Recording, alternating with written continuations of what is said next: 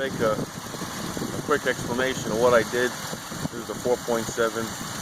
My SUV is a Dodge 2006. The problem I was having, and it's very difficult to find this anywhere on Google. I did a lot of research, read a lot of message boards, posted on a lot of message boards. Where you see this little thing to read about. And the problem I was having was I had a bad,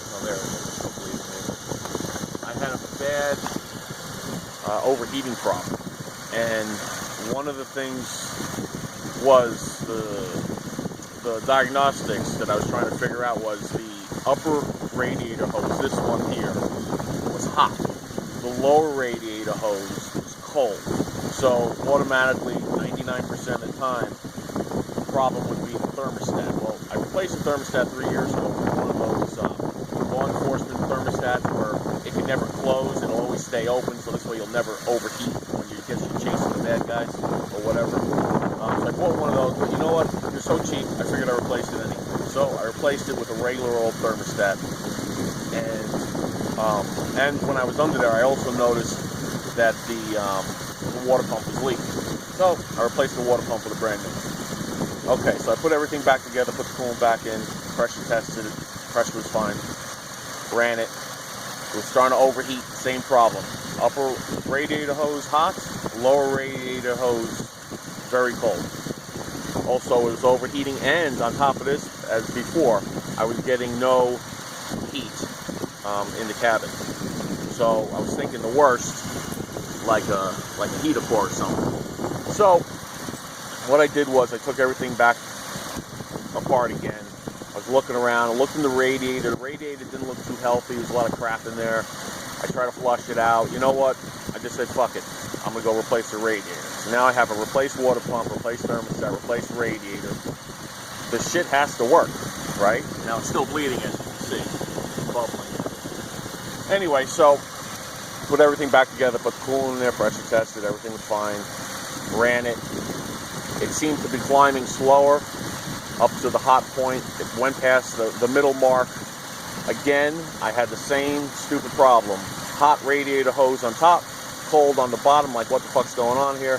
So I figure, you know what? Let me isolate the heater core. Now the heater core on the Dodge, I have no idea where it is, but I know it's on this side because there's a couple of lines. Well, that may be under these lines right here. These are the AC lines. Underneath them are the heater core lines going to the heater core. And what you got to do is remove the air box, and under there you're going to see the heater control valve. You're going to see the two lines going before the thermostat, and that's where you can isolate your heater core. So I took it apart, got myself, I think it's 3/8. One side of the brass tube or the plastic tube was 3/8. The other side I think was 5/8. It's two different sizes. It's kind of fucked up, but you can get away with it if you just have one size hose. Just use the biggest hose, and you can get away with it just by tightening really hard down on the clamps when you make that T connection or whatever you're going to do. So I did that, isolated, ran it. Of course, I pressure tested before to make sure there's no leaks. Ran it with the coolant in there, same problem. So I was saying to myself, well, at least it's not the heater core. Since I had everything off anyway, I figured, you know what, let me backwash the heater core. Now when you do it, make sure when you turn the hose on, don't turn it on like, you're going to be watering your plants or something. Just turn it on enough. The heater core can't take as much pressure as the radiator, and the radiator can't take that much pressure either. I think the radiator is like 30 pounds, the heater core is probably like 10. So just do it a little bit, enough where you're going to push water out, and it's going to come out the other side, basically. And I did that in both directions, and the water was nice and clear, to my surprise, actually. There was some junk left over from the old coolant, but it wasn't rusted or anything like that. So I did that, and I figured, you know what, I have everything off, I'll do the block as well. Backwash the block, both directions, and you're going to do that through the two hoses coming out of the thermostat. I also did it from the top of the radiator, and then I opened the petcock on the bottom of the radiator, did it that way too. So I had good flow everywhere. Put everything back together, put brand new coolant in there. I'm using this Lifetime, not Lifetime, but it's this new green stuff that they say lasts very long, like 150,000 miles. which is fine, whatever. Now I got to just check the thermometer here. I want to just make sure that everything's good. So everything is still good, as you can see. It's just below half, which is fine. It's perfect. And the heat, I have heat now. So I was reading a lot of forums, and they said on the Dodge 4.7, there's a bleeder valve. And lo and behold, there's a bleeder valve. And they say the best way to bleed it is to get a couple rams, which I have a couple of rams, the plastic, or you can use metal, whatever. You know, I like the plastic. I think the metal folds. So I used the plastic rams, climbed up on the plastic rams, did this last night, and it started climbing a little bit, but at least I had heat. That was the big thing. So at least I know that the thermostat has now fully opened when I got the heat. So it's climbing a little bit. I figured, let me settle it, let it settle. I'll go home, you know, I'll go to sleep.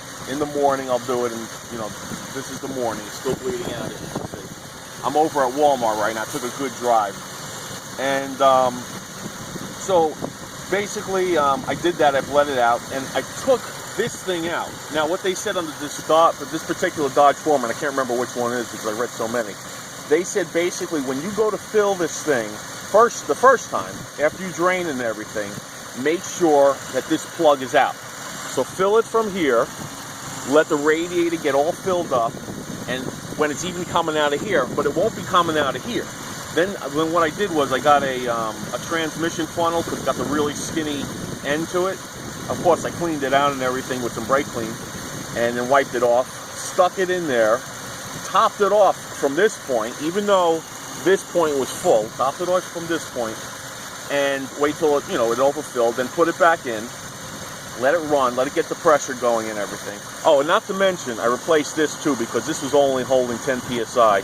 Now it's holding, well, it's supposed to hold 21 by the manufacturer, but this is a stand that's holding 20, which I'm fine with that. So, back to this.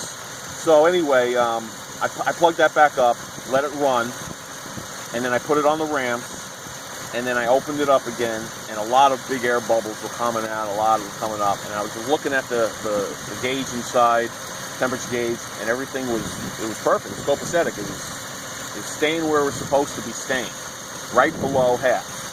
You know, this thing never, I've owned this truck for 11 years. It's never gone above half. But I think one of the problems was it was sucking air into the system through the bad or the leaking water pump. And that was, I think, the problem to begin with. I probably didn't need to replace the radiator, but it has 120,000 miles. Why the fuck not? It wasn't super expensive. It was like $260, you know, at Advanced Auto. And the water pump was like $50 at Advanced Auto.